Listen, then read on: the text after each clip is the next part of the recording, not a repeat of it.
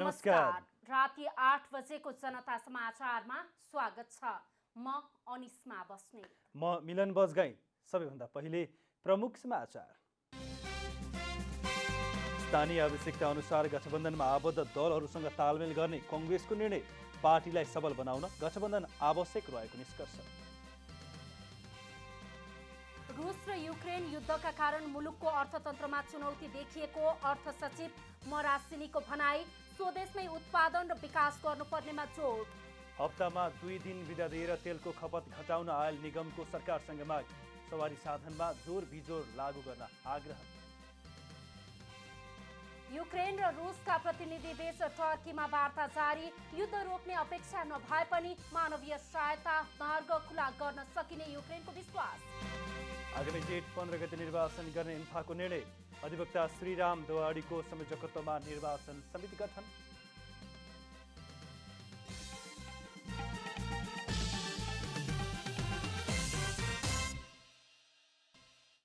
अब पूरा समाचार।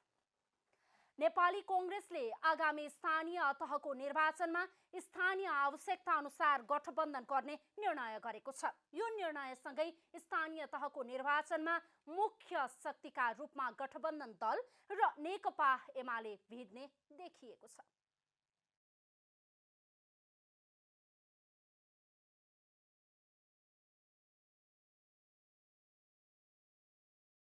शेखर कोइराला पक्षधर नेताहरूले कम्युनिस्ट पार्टी विभाजनको फाइदा लिँदै निर्वाचनमा एक्लै हुमिने दृष्टिकोण पार्टीभित्र राख्दै आए पनि अन्ततः नेपाली काङ्ग्रेसले स्थानीय अवस्था र आवश्यकता अनुसार गठबन्धन गरेर निर्वाचनमा होमिने सर्वसम्मत निर्णय गरेको हो। कोइराला पक्षधर नेताहरूले गठबन्धन बनाएर मात्रै निर्वाचनमा जाने अभ्यासले काङ्ग्रेसका लागि मात्रै मत हाल्ने अभ्यास कमजोर बनाउँदै लाने हो कि भन्ने आशंका व्यक्त गर्दै आएका थिए। स्थानीय निर्वाचनमा बहुसंख्यक स्थानीय तहमा नेपाली काङ्ग्रेस विजयी हुने बलियो परिस्थिति र आधार बनेको अवस्थालाई अझ सबल र व्यापक बनाउन स्थानीय अवस्था र आवश्यकता अनुरूप गठबन्धनमा रहेका अन्य दलसँग तालमेल गर्न सक्ने नीतिगत निर्णय यो बैठक गर्दछ। रामचन्द्र पक्ष र अधिकांश केन्द्रीय सदस्यहरू गठबन्धनको पक्षमा उभिएपछि सिङ्गो नेपाली काङ्ग्रेस स्थानीय आवश्यकता अनुसारको गठबन्धनको पक्षमा उभिएको हो। वरिष्ठ नेता पौडेलले नेकपा एमालेलाई परास्त गर्न नेपाली काङ्ग्रेस समेत गठबन्धनमा सामेल हुनुपर्ने आवश्यकता रहेको बताउनु भएको थियो। पार्टीका सभापति शेरबहादुर देउवा भने पहिलेदेखि नै गठबन्धनप्रति सकारात्मक रहँदै आउनु भएको थियो। गठबन्धनकै कारण आफू प्रधानमन्त्री बन्न सम्भव भएको र वाम एकताको अभ्यास जति बेला पनि हुन सक्ने भएकाले देउवाले गठबन्धनको आवश्यकता औँल्याउँदै आउनु भएको थियो। कम्युनिस्टहरूको राम्रो उपस्थिति रहेको कर्णाली र सुदूरपश्चिम प्रदेश लगायतमा कम्युनिस्ट विभाजनको फाइदा नेपाली काङ्ग्रेसले लिनुपर्ने प्रदेश सभापतिहरूले विचार राखेका भए पनि अन्ततः गठबन्धन हुने भएको हो। कम्युनिस्ट विभाजनको फाइदा काङ्ग्रेसले लिन सक्ने अवस्था भए पनि जितको सुनिश्चितता भने यकिन थिएन। नेकपा एमालेले झिनो मतान्तरले जितेको स्थानमा अब नेकपा एकीकृत समाजवादीले काट्ने मत एमालेको लागि घातक साबित बन्ने भएको हो। यो सँगै नेकपा एमालेले समेत स्थानीय आवश्यकता अनुसारको गठबन्धनको खोजीमा हुने सम्भावना बढाएको छ। 4 दिनसम्म चलेको नेपाली काङ्ग्रेसको केन्द्रीय कार्यसमितिको बैठकले पूर्णबहादुर खड्काको नेतृत्वमा निर्वाचन परिचालन समिति र डाक्टर प्रकाश शरण महतको नेतृत्वमा निर्वाचन प्रचार प्रसार समिति गठन गरेको छ। प्रधानमन्त्री शेरबहादुर देउवाले छिमेकी देश भारतको भ्रमण गर्नुहुने भएको छ। प्रधानमन्त्री देउवाले यही चैत्र 18, 19 र 20 गते छिमेकी देश भारतको भ्रमण गर्न लाग्नु भएको हो।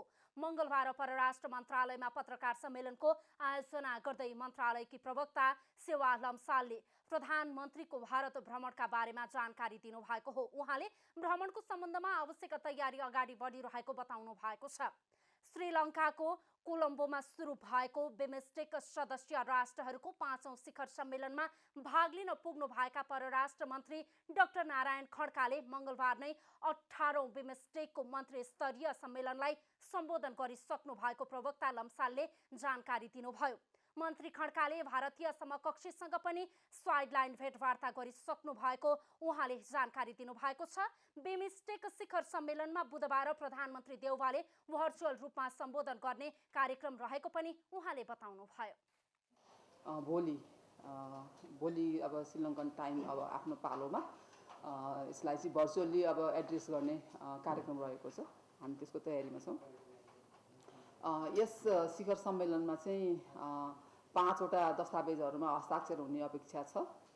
यसको इन्क्लुडिङ अब बिमस्टेकको बडापत्र अनि आपराधिक मामिलामा आपसी कानुनी सहायता सम्बन्धी बिमस्टेक महासन्धि, अनि श्रीलङ्काको कोलम्बोमा बिमस्टेक प्रविधि हस्तान्तरण संरचना स्थापना सम्बन्धी आबद्धताको सम्झौता, कूटनीतिक तालिमका क्षेत्रमा आपसी सहयोग सम्बन्धी बिमस्टेक समझदारी पत्र भनेर। उहाँले मार्च 25 देखि 27 सम्म चीनका विदेश मन्त्री वाङ यीले नेपालमा गर्नुभएको भ्रमणका क्रममा 9वटा विषयमा सम्झौता भएको बताउनुभयो। भ्रमणका क्रममा दुई देश बीचको पारस्परिक हितलाई प्रवर्धन गर्ने विषयमा छलफल भएको उहाँले बताउनु भएको छ। 25 देखि 27 मार्चमा भ्रमण सम्पन्न भयो। उहाँले 20 सदस्यीय प्रतिनिधिमण्डलको नेतृत्व गर्नुभएको थियो। त्यस अवसरमा चाहिँ उहाँले आफ्ना समकक्षीसँग शिष्टाचार भेटवार्ता गर्नुभयो। लगत्तै त्यसपछि चाहिँ प्रतिनिधिमण्डल स्तरमा हाम्रो वार्ता भयो, महत्त्वपूर्ण वार्ता भयो। 9वटा विषयमा हाम्रो एग्रिमेन्टहरू पनि भयो। त्यसको विस्तृत विवरण यहाँहरूलाई दिइसकेको छ, म त्यो दोहोऱ्याउन चाहन्न। सबै त्यो एग्रिमेन्टको एन्टाइटल के चाहिँ टाइटलहरू के थिए, के विषय भयो भन्ने कुरा हामीले प्रकाश पारिसकेका छौँ। यहाँहरूले पनि त्यसलाई राम्रोसँग कभरेज गरिसक्नु भएको छ। नेपालले गणतन्त्र पलाउ र दक्षिण सुडान कूटनीतिक सम्बन्ध कायम गरेको प्रवक्ता लम्सालले जानकारी दिनुभएको छ। यससँगै नेपालको 175 देशसँग कूटनीतिक सम्बन्ध स्थापना भएको उहाँको भनाइ छ। यसबीचमा परराष्ट्र मन्त्रालयले नेपालबाट बाहिर पुगेका पुरातात्विक महत्त्वका 79वटा सम्पदाहरू स्वदेश फर्काएको पनि जनाएको छ। आउँदो चैत्र 19 गते नेपाल बार एसोसिएसनले निर्वाचन मार्फत नयाँ नेतृत्व पाउँदैछ। पात्रमाथि केन्द्रित न्यायालय सुधारको आन्दोलनमा सफलता पाएको बारले कानुन व्यवसायको प्रवृत्ति फेर्ने प्रणाली निर्माण गर्ने विश्वासमा धेरैले निर्वाचनमाथि नजर लगाएका छन्। न्यायालय सुधारको आन्दोलनमा ऐक्यबद्धता खोज्दा पात्र फेरे पनि पुनः उस्तै प्रवृत्ति आउने जवाफ पाएको बारले के नयाँ नेतृत्वबाट सुधारको पहल कदमी लिला त भन्ने प्रश्न न्यायालयभित्रको विवाद उत्कर्षमा पुग्दाका दिनबाट नै आउन थालेको हो। बारको निर्वाचन नजिकिँदै गर्दा स्वतन्त्र तर्फबाट अध्यक्षका उम्मेद्वारहरू भने बहुलवादका आधारमा प्यानल बनाएर लड्ने परम्पराले नै न्यायालयमा राजनीति भित्राएको र त्यसबाट सुधारको अपेक्षा गर्न नसकिने बताउँछन्। बारमा आज उपस्थितहरू राजनीतिकले गर्दाखेरि हामी सिद्धान्तमा उहाँहरू आफ्नो नैतिकता छाड्न मिल्दैन। जतिसुकै उहाँहरूले भन्नुहोस् म चाहिँ नि बारको भएपछि बारको अध्यक्ष भएपछि म यो स्वतन्त्र हुनुपर्छ भनेर, कहाँ हुन्छ त्यो? आफ्नो नैतिकता छोडेर काम गर्न मिल्छ? उहाँहरूले आफ्नो व्यक्तित्व विकास, आफ्नो व्यक्तित्वको पौरख बाहुबलले आउनु भएको भए चाहिँ नि हामीलाई रमाइलो हुन्थ्यो, तर त्यो आउने कोही पनि मैले देखिनँ। बारको नेतृत्व काठमाडौँभन्दा बाहिरबाट आउन नसक्ने स्थापित मान्यताका विरुद्धमा आफूले अध्यक्षमा उम्मेदवारी घोषणा गरेको बताउँदै उद्धव चन्द्र घिमिरेले पनि बहुलवादका नाममा न्यायालय भ्रष्टीकरण भइरहेको जिकिर गर्नुहुन्छ।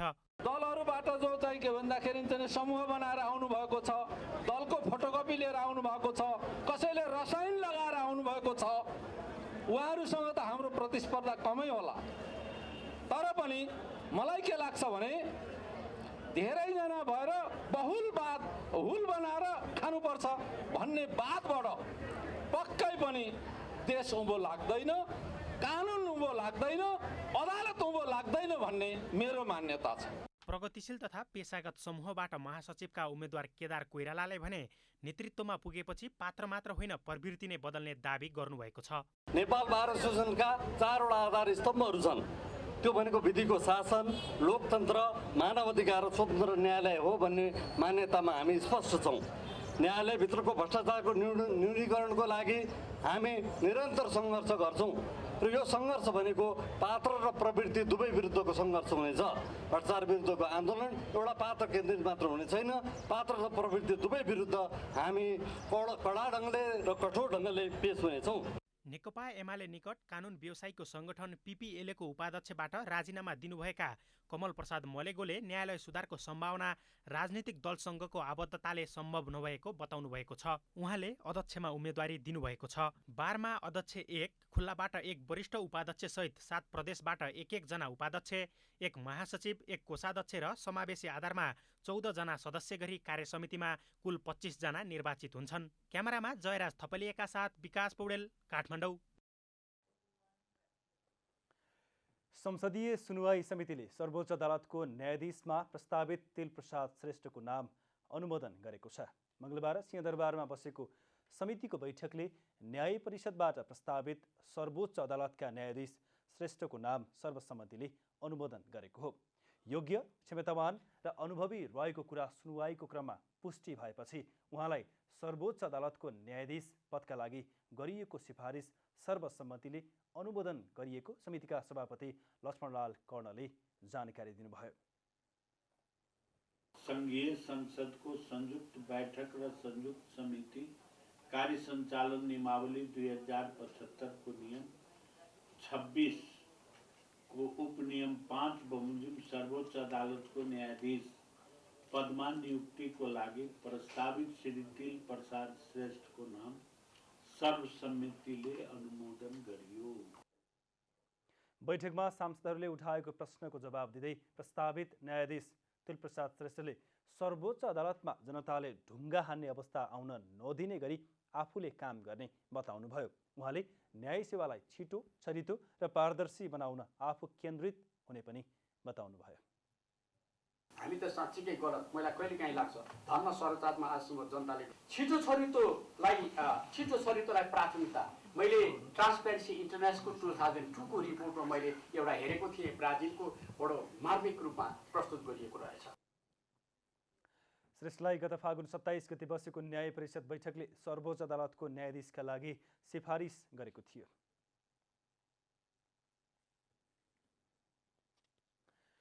सरकारले नेपाल र जनवादी गणतन्त्र चीनबीच शून्य भन्सार तथा कोटा रहित ड्युटी फ्री कोटा फ्री सुविधा सम्बन्धी LOI स्वीकृत गरेको छ।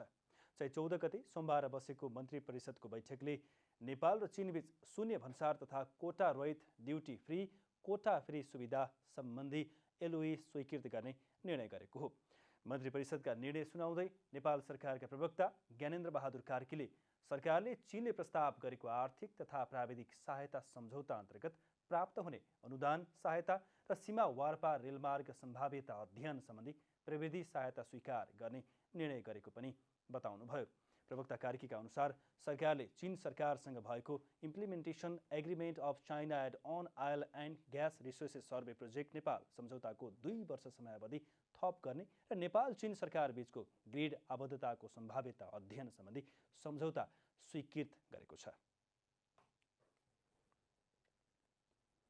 दोहामा 2022 मार्च 26-27 मा सम्पन्न हुने दोहा फोरमको 20औं संस्करणको सम्मेलनमा सहभागी हुन राष्ट्रिय योजना आयोगका उपाध्यक्ष डाक्टर विश्वनाथ पौडेलको नेतृत्वको टोलीको भ्रमणमा समर्थन गर्ने, अख्तियार दुरुपयोग अनुसन्धान आयोगका सचिव श्री तोयम रायको मिति 2078-12-18 देखि 2078-12-27 सम्मको भारत भ्रमण स्वीकृत गर्ने। सरकारले नेपाल राजस्व परामर्श विकास समितिको सदस्यमा लेखनाथ शर्मा पङ्गेनी र डाक्टर जीवन अम्गाईलाई नियुक्त गर्ने निर्णय गरेको छ। यस्तै दुग्ध विकास संस्थाको महाप्रबन्धकमा सञ्जीव झालाई नियुक्त गर्ने निर्णय गरेको छ। त्यस्तै सरकारले चितवन इन्जिनियरिङ क्याम्पस रामपुर चितवनलाई ब्याचलर अफ आर्किटेक्चरमा विद्यार्थी सङ्ख्या 24 जना सहितको नयाँ कार्यक्रम अध्ययन अध्यापन गराउन अस्थायी मान्यता प्रदान गर्ने, तेलौराकोट कपिलवस्तु क्षेत्रलाई संरक्षित स्मारक क्षेत्र घोषणा गर्ने, लोकसेवा आयोग तथा न्याय सेवा आयोगको सिफारिस बमोजिम विभिन्न सेवा समूहका राजपत्राङ्कित द्वितीय श्रेणीका अधिकृतहरूलाई सम्बन्धित सेवा समूहको राजपत्राङ्कित प्रथम श्रेणीका पदहरूमा नियुक्त तथा पदस्थापन गर्ने निर्णय गरेको छ। जनता समाचारमा अब छोटो विश्राम।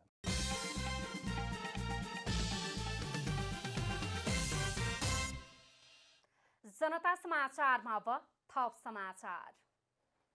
अर्थ मन्त्रालयका सचिव मधु मरासिनीले पछिल्लो समय रुस र युक्रेन युद्धको कारणले मुलुकको अर्थतन्त्रमा चुनौती देखिएको बताउनु भएको छ। मंगलबार काठमाडौँमा नेपाल आर्थिक सङ्घ र ब्याङ्क तथा वित्तीय संस्था परिसङ्घले आयोजना गरेको बृहत आर्थिक बहस कार्यक्रममा मरासिनीले पछिल्लो समय रुस र युक्रेन बीचको द्वन्द्वको कारण पेट्रोलियम पदार्थ, खाद्यान्न लगायतका वस्तु आयातमा देखिएको समस्याको कारण नेपालको अर्थतन्त्रमा ठूलो चुनौती थपिएको स्पष्ट पार्नुभयो। सचिव मरासिनीले बाहिरी कारणले मुलुकको अर्थतन्त्रमा चुनौती थपिएकाले मुलुकभित्र नै उत्पादन, रोजगारी विकास गर्नुपर्ने देखिएको बताउनु भएको छ। चाहे त्यो युक्रेन र रुसको वारको कारणले गर्दाखेरि फ्युलको प्राइसमा भएको चाहिँ वृद्धि होस्, चाहे चाहिँ 1.5 वर्षसम्मको सप्लाई चेनमा आएको डिस्रप्सनले गर्दाखेरि जुन कन्स्ट्रेन्टहरू आइरहेको छ त्यो कारणले होस्, चाहे चाहिँ युक्रेनबाट आउने खाद्यान्नहरूको उत्पादन अथवा त्यसको चाहिँ ट्रेडिङ नभएको कारणले गर्दाखेरि आइरहेको सङ्कटले होस्। कार्यक्रममा अर्थविद डाक्टर पोषराज पाण्डेले नेपालमा सामाजिक सुरक्षा भत्तालाई भोट माग्ने भाँडो बनाउने काम भएको बताउनुभयो। उहाँले दक्षिण एसियाका मुलुकहरूमा नेपालमा जस्तो सामाजिक सुरक्षा भत्तामा खर्च कुनै पनि देशले गर्ने नगरेको बताउनुभयो। पाण्डेले नेपाल सरकारले बजेटको 12% बजेट सामाजिक सुरक्षा भत्ता बाँड्ने गरेको बताउनु भएको छ। सोशल सेक्युरिटीमा हामी खर्च गरिरहेछौँ। अनि सोशल एसिस्टेन्सकै कुरा गर्ने हो भनेदेखि it's about 1.5% of our GDP। त्यो भनेको साउथ एसियामा त्यति कुनै मुलुकको पनि छैन। पाण्डेले सरकारले यसरी भोट किन्नको लागि सामाजिक सुरक्षामा पैसा बाँड्ने हो भने मुलुकको विकास हुन नसक्ने दाबी समेत गर्नुभयो। देशमा एकातिर युवाहरू राजनीतिमा आउनुपर्ने विचार व्याप्त छ, अर्कोतिर राजनीतिक दलहरू भित्रै भएका युवाहरू मध्ये पनि राजनीतिको उच्च पदमा पुग्न नसकेको गुनासो पोख्ने गरेका छन्। सभा, जुलुस र आन्दोलनका क्रममा अग्रपङ्क्तिमा नेताहरूलाई भन्दा पनि उनीहरूका कार्यकर्ताहरूलाई देखिने गरेको छ। राजनीतिक ज्ञान बिना नै युवाहरू जोसको भरमा नेताहरूको पछि लाग्ने गरेका धेरै उदाहरणहरू छन्। आफ्ना पार्टीका नेताले गरेका नराम्रा कामलाई ढाकछेप गर्ने गर्छन् युवाहरू। स्थानीय चुनाव नजिकिँदै गर्दा नेताहरू भोट माग्नका निम्ति विभिन्न सभा सम्मेलनमा व्यस्त हुन थालेका छन् अनि युवाहरू भने नेताहरूको पछि परेका छन्। युवाहरूको ठुलो जनशक्ति भएको देशमा युवाहरूको सवाल नै धेरै हुने गरेको छ। युवाहरूले तमाम समस्या झेलिरहेका छन्। तमाम समस्याहरू भोगिरहेका छन् र नेपालका पोलिटिकल पार्टीहरूले खास गरी जुन यो चुनावी प्रक्रियामा जो जाँदैछन् त्यो जाने सन्दर्भमा युवाका सवाललाई ठिक ढङ्गले उनीहरूको घोषणापत्रमा राख्न सक्यो भने भोलि उनीहरू जितेर सत्तामा आउँदै गर्दाखेरि ती मुद्दाहरू सम्बोधन गर्नका लागि सजिलो हुन्छ भन्ने उद्देश्यले हामीले खास गरी मुख्य पोलिटिकल पार्टीका नेताहरूलाई यो युवाका सवालहरू के छन् र यसलाई कसरी सम्बोधन गर्न सकिन्छ र ती सम्बोधन हुँदाखेरि नेपाली समाजमा कस्तो प्रकृतिको प्रभाव पर्छ भन्ने उद्देश्य राखेर युवाका क्षेत्रमा काम गर्ने सङ्घ सङ्गठनहरू युवाहरूलाई चाहिँ एकै ठाउँमा प्लेटफर्म ल्याएर हामी एउटा घोषणापत्र अथवा भने एउटा पेपर तयार गर्दैछौँ। देशमा भएका युवाहरू विदेश पलायन भइरहेका छन्। राजनीतिक ज्ञानमा कमी भएर पनि युवाहरू राजनीतिमा आउन सकेका छैनन्। उच्च पदमा नभएको चाहिँ मलाई चाहिँ सबैभन्दा अगाडि लाग्छ कि ल्याक अफ अवेरनेस लाग्छ, किनकि एज अ युथ नै मलाई त्यति पोलिटिक्सको बारेमा त्यति थाहा नै छैन। अनि त्यहाँ पोलिटिक्समा जान चाहिँ पहिल्यैदेखि नै अवेरनेस चाहिन्छ अनि त्यसमा चाहिँ इनडेप्थ नलेजहरू चाहिन्छ जस्तो लाग्छ। अनि एउटा ट्रस्टको पनि कुरा आउँछ अनि ट्रस्ट पनि यो पोलिटिक्समा ट्रस्ट बिल्डअप गर्नलाई गर्दाखेरि नै एजहरू गइरहन्छ। त्यही भएर चाहिँ उच्च पदस्थमा चाहिँ एज अ युथलाई चाहिएको भनेको अपर्च्युनिटी हो नि त, किनभने हामीले चाहिँ नेपालमा अपर्च्युनिटी नपाइरहेकै कारणले हाम्रो चाहिँ धेरै युवाहरू चाहिँ विदेशिनु परेको छ, जसले गर्दाखेरि चाहिँ अहिले नेपालमा अलमोस्ट हामी युवाहरू त देख्न पनि सक्दैनौँ होइन। सो युवाहरूलाई चाहिँ नेपालमै नै केन्द्रित गरेर राख्नको लागि चाहिँ सरकारले एउटा टेक्नोलोजी कुराहरूमा चाहिँ अलिक बढी फोकस भएर होइन टेक्निकल कुराहरूमा चाहिँ उनीहरूलाई ट्रेनिङ प्रोभाइड गरेर एउटा अपर्च्युनिटी नेपालमै छ भनेर चाहिँ अब पढ्यो त्यसपछि के गर्ने भन्दा विदेश जाने भन्ने छ र कतिजना त पढ्दा पढ्दै नै विदेश जानुहुन्छ होइन। त्यही भएर चाहिँ हामीले नेपालमा एउटा अपर्च्युनिटी मात्रै युथको लागि भनेर क्रिएट गरिदियो भने चाहिँ सायद हामी विदेशिनु पर्दैन होला। देशमा 40% युवाहरू छन्। निर्वाचनमा युवाहरूको भोट महत्त्वपूर्ण हुन्छ। निर्वाचनका विषयमा युवाहरूमा चेतना हुनु आजको आवश्यकता हो। अब त बन्ने क्रममा चाहिँ युवाका मुद्दाहरू कति पर्छन्, युवा मैत्री हुन्छ कि हुँदैन, त्यहाँ चाहिँ भोटरहरू चाहिँ कतिको चेतना भएको मान्छे पर्छ कि पर्दैन, हामीबाट हरेक भोट महत्त्वपूर्ण छ। त्यो भोटको महत्त्वपूर्ण भोटलाई चाहिँ कसरी प्रयोग गर्न सकिन्छ र युवा बिचमा कसरी यसलाई प्रयोग गर्न सकिन्छ भनेर बसिरहेछौँ। आफ्नो नेतालाई भन्दा पनि युवाहरू र हरेक नागरिकले राम्रोलाई भोट दिन आवश्यक छ। साथै युवाहरू निस्वार्थ भावनाले राजनीतिमा होमिनु आजको विशेष आवश्यकता हो। क्यामेरामा जयराज थपलियाका साथ यशोधा चौलागाई, काठमाडौँ। गण्डकी प्रदेशका कानुन सञ्चार तथा प्रदेशसभा मामिला मन्त्री बिन्दु कुमार थापाले प्रदेश सरकारबाट प्राप्त गर्ने सबै तलब भत्ता सामाजिक कार्यमा खर्च गर्नुभएको छ। मन्त्री थापाले विकास निर्माण र सामाजिक कार्यमा 14,86,907 रुपैयाँ खर्च गर्नुभएको हो। 2077 साल माघ महिनादेखि 2078 फागुन मसान्तसम्म ब्याङ्क खातामा 13,66,360 रुपैयाँ जम्मा भएको मङ्गलबार प्रेस युनियन कास्कीले आयोजना गरेको पत्रकार सम्मेलन मार्फत उहाँले जानकारी दिनुभयो। मन्त्री थापाले तलब भत्ता र सेवा सुविधाको रकममा व्यक्तिगत रकम थप गरी खर्च गर्नुभएको हो। राजनीति मेरा लागि सेवा हो, पेसाका रूपमा कदापि लिएको छैन। मेरो व्यापार व्यवसाय र अन्य आर्थिक स्रोतले मेरो जीविकोपार्जनलाई समस्या छैन।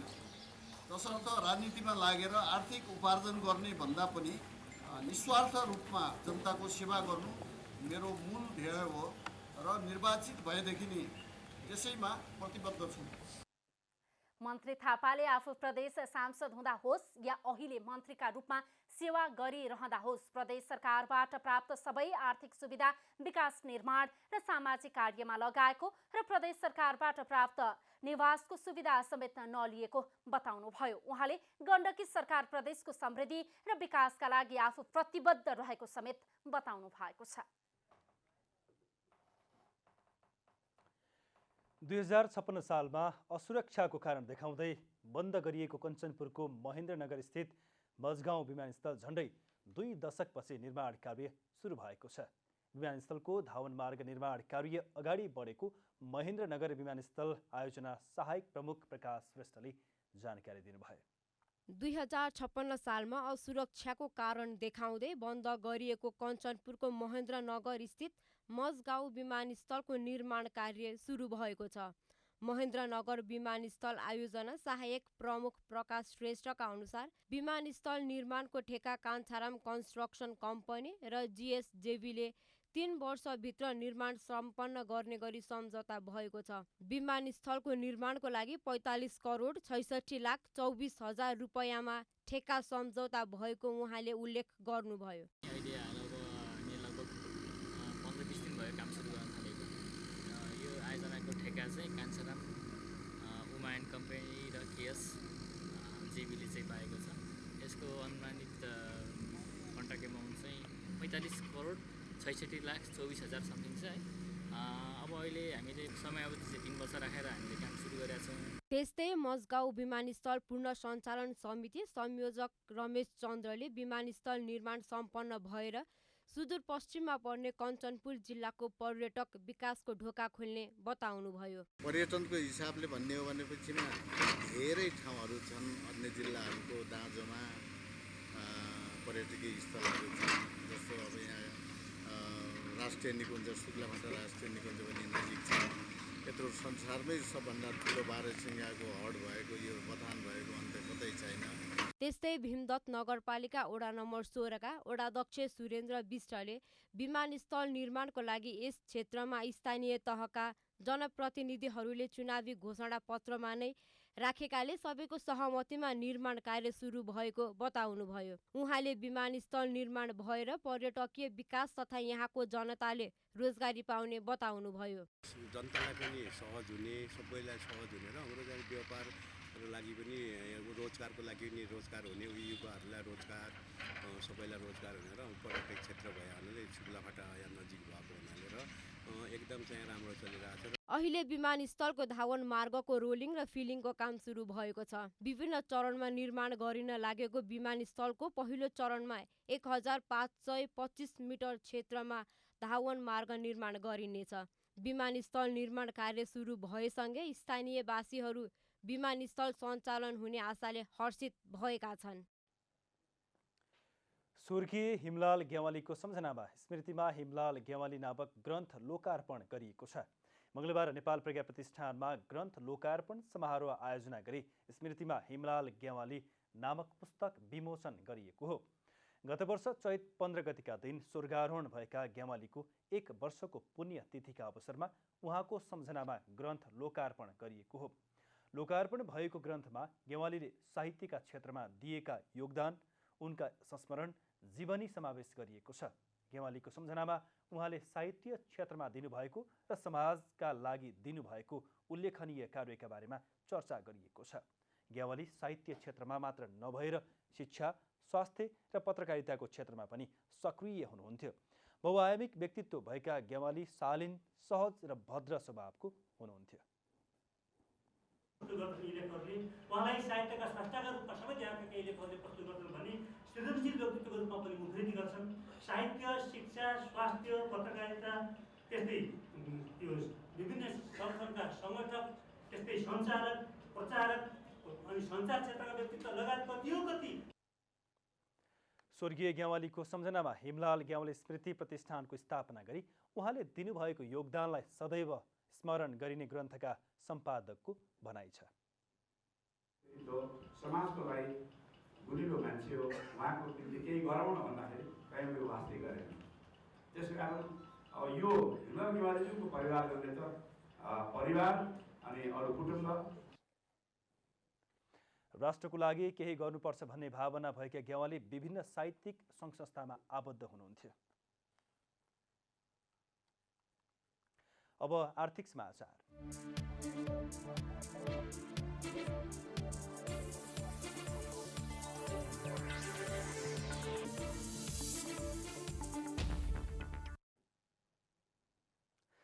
नेपाल आयल निगमले पेट्रोलियम पदार्थको खपत घटाउन हप्तामा 2 दिन सार्वजनिक बिदा दिन सवारी साधनमा जोर बिजोर प्रणाली लागू गर्न सरकारलाई सुझाव दिएको छ। रुस युक्रेन युद्धका कारण अन्तर्राष्ट्रिय बजारमा पेट्रोलियम पदार्थको मूल्य बढिरहेको र भुक्तानी गर्न नसक्ने अवस्था आएको उल्लेख गर्दै निगमले हप्तामा 2 दिन सार्वजनिक बिदा दिएर तेलको खपत घटाउन सरकारसँग माग गरेको हो। नेपाल आयल निगमका प्रवक्ता विनित मणि उपाध्यायले पछिल्लो समय अन्तर्राष्ट्रिय बजारमा कच्चा तेलको मूल्य बढेर गइरहेको र प्राप्त मूल्य सूची अनुसार निगमलाई पेट्रोलमा मात्रै दैनिक 31 करोड रुपियाँ घाटा भइरहेको बताउनुभयो। उहाँले पेट्रोलियम पदार्थको खपतलाई कम गर्न निगमले गत चैत 13 गते 10 बुँदे सुझाव दिएको पनि बताउनुभयो।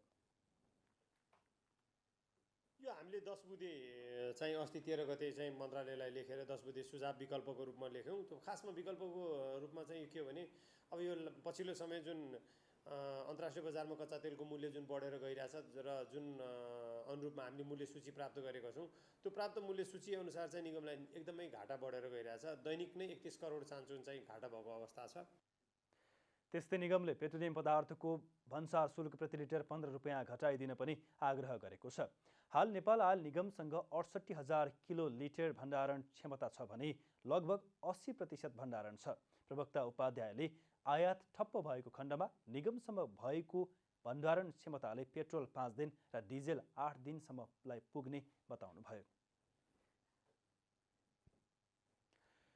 सार्वजनिक खरिद नियमावलीको 11औं संशोधनमा विद्यमान त्रुटि तत्काल सच्याउन नेपाल निर्माण व्यवसायी महासङ्घले सरकारलाई दबाब दिन सुरु गरेको छ।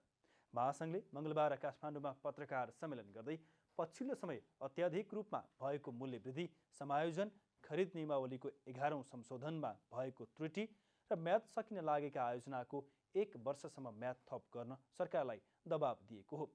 पत्रकार सम्मेलनमा महासङ्घका अध्यक्ष रवि सिंहले चैत महिनादेखि म्याद सकिने सम्पूर्ण आयोजनाको म्याद सरकारले कम्तीमा 1 वर्ष थप्नुपर्ने बताउनुभयो। अध्यक्ष सिंहले राज्यले निर्माण सामग्रीमा अप्रत्याशित रूपमा भएको मूल्य वृद्धि सम्बोधन गर्न सक्दैन भने निर्माण व्यवसायी महासङ्घ मूल्य स्थिर नभएसम्म राज्यसँग सहकार्य गरेर कन्स्ट्रक्सन होलिडे मनाउन तयार रहेको बताउनु भएको हो। 4 महिनाभित्रमा पेट्रोलियम पदार्थ, फलामजन्य निर्माण सामग्री र नदीजन्य र खनिजजन्य निर्माण सामग्रीहरूको मूल्य 2 गुणाभन्दा बढीले वृद्धि हुँदा निर्माण व्यवसायहरू समस्यामा परेको उहाँको भनाइ छ। राज्यले यसलाई सम्बोधन गर्न सक्दैन भने हामी राज्यसँग सहकार्य गर्न तयार छौँ। यो मूल्य स्थिर नभएसम्म, मूल्य सामान्य अवस्थामा नआएसम्म हामी राज्यसँग सहकार्य गरेर त्यस अवधिसम्मको समयलाई चाहिँ कन्स्ट्रक्सन होलिडे राज्यले घोषणा गरोस्। हामी त्यसको लागि त्यसरी सहकार्य गर्न राज्यसँग तयार छौँ। अध्यक्ष सिंहले फलाम, दण्डीको मूल्य वृद्धि र निर्माण सामग्रीहरूको अभावसँगै कालोबजारी भइरहेको आरोप पनि लगाउनुभयो। जनता समाचारमा अब छोटो विश्राम।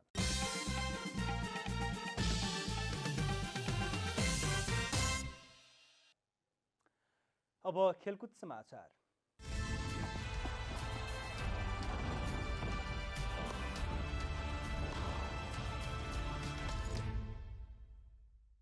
अखिल नेपाल फुटबल संघ इन्फाले अधिवक्ता श्रीराम दवाडीको संयोजकत्वमा निर्वाचन समिति गठन गरेको छ।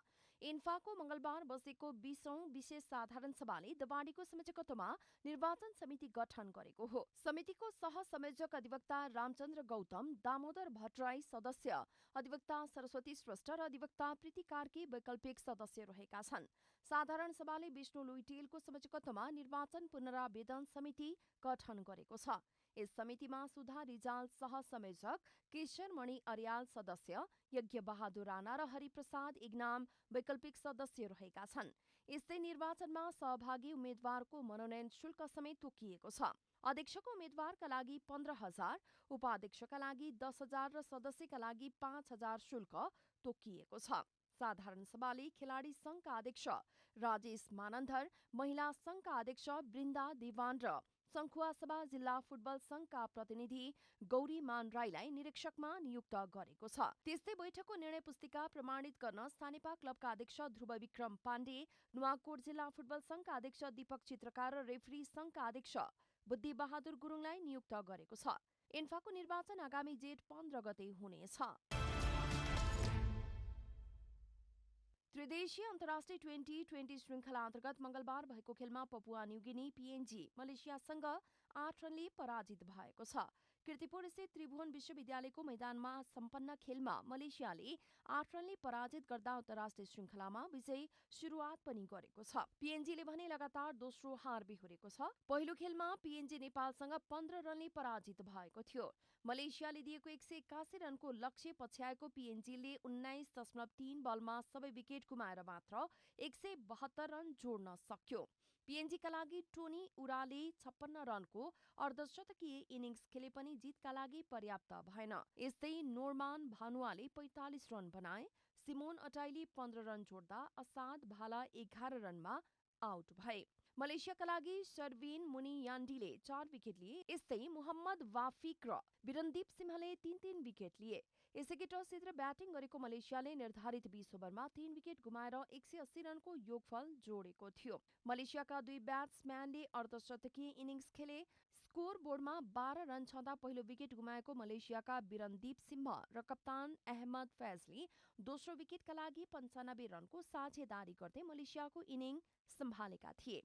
यसबाहेक बिरनदीपले तेस्रो विकेटका लागि सेद अजिजसँग तेस्रो विकेटका लागि 73 रनको साझेदारी गरेका थिए।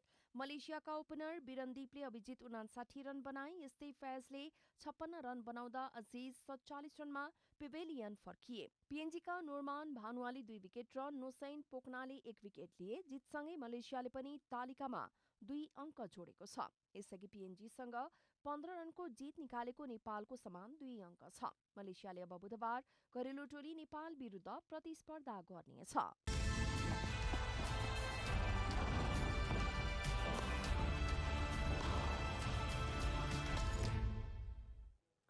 अब मौसम समाचार।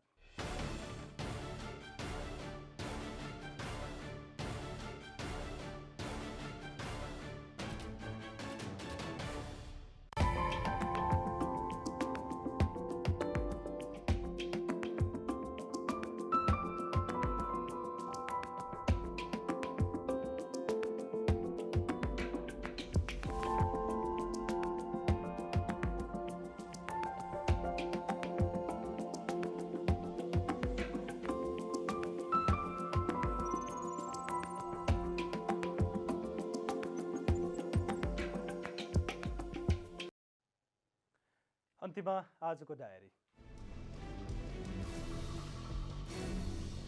नेपाली कांग्रेसको केन्द्रीय कार्य समितिको बैठकले 2079 वैशाख 30 गते हुने स्थानीय तहको निर्वाचनमा स्थानीय अवस्था र आवश्यकताको आधारमा गठबन्धनका दलहरूसँग तालमेल गर्ने निर्णय गरेको छ। गठबन्धन दलहरूसँग तालमेल गर्ने नीतिगत निर्णयलाई व्यवहारमा कार्यान्वयन गर्न पार्टीले केन्द्रदेखि स्थानीय तहसम्म संयन्त्र बनाउने प्रवक्ता प्रकाश शरण महतले जानकारी दिनुभयो। सरकारले नेपाल र जनवादी गणतन्त्र चीनबीच शून्य भन्सार तथा कोटा रहित ड्युटी फ्री, कोटा फ्री सुविधा सम्बन्धी LOE स्वीकृत गरेको छ। चैत्र 14 गते सोमबार बसेको मन्त्री परिषदको बैठकले नेपाल र चीन बीच शून्य भन्सार तथा कोटा रहित ड्युटी फ्री, कोटा फ्री सुविधा सम्बन्धी LOE स्वीकृत गर्ने निर्णय गरेको हो। प्रधानमन्त्री शेरबहादुर देउवाले यही चैत्र 18, 19 र 20 गते छिमेकी देश भारतको भ्रमण गर्न लाग्नु भएको छ। मंगलबार परराष्ट्र मन्त्रालयमा पत्रकार सम्मेलनको आयोजना गर्दै मन्त्रालयकी प्रवक्ता शिवा लम्सालले प्रधानमन्त्रीको भारत भ्रमणका बारेमा जानकारी दिनुभयो। उहाँले भ्रमणको सम्बन्धमा आवश्यक तयारी अगाडि बढिरहेको बताउनुभयो। मेक्सिकोमा दुई पक्षबीच गोली हानाहान हुँदा कम्तीमा 19 जनाको मृत्यु भएको छ। गोली लागेर अन्य कैयौं घाइते भएको सरकारी अधिकारीहरूले बताएका छन्। मध्य मेक्सिकोको मिचो आक्यान राज्यको लस टिनाजा शहरमा भइरहेको एउटा समारोहमा दुई समूहबीच विवाद भएपछि गोली चल्दा उनीहरूको मृत्यु भएको हो। घटनामा मारिनेहरूमा 16 जना पुरुष र 3 जना महिला छन्। अखिल नेपाल फुटबल संघ एन्फाले अधिवक्ता श्रीराम दवाडीको संयोजकत्वमा निर्वाचन समिति गठन गरेको छ। एन्फाको मंगलबार बसेको 20औं विशेष साधारण सभाले दवाडीको संयोजकत्वमा निर्वाचन समिति गठन गरेको हो। समितिको सह संयोजक अधिवक्ता रामचन्द्र गौतम, दामोदर भट्टराई सदस्य, अधिवक्ता सरस्वती श्रेष्ठ र अधिवक्ता प्रीति कार्की वैकल्पिक सदस्य रहेका छन्। एन्फाको निर्वाचन आगामी वर्षको जेठ 15 गते हुनेछ।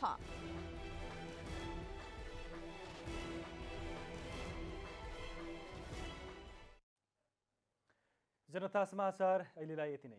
जनताद्वारा जनताका लागि प्रसारित जनता टेलिभिजनका कार्यक्रमहरू युट्युब, ट्विटर, फेसबुक र हाम्रो वेबसाइट जनतासमाचार.com मा पनि पढ्न र हेर्न सक्नुहुनेछ।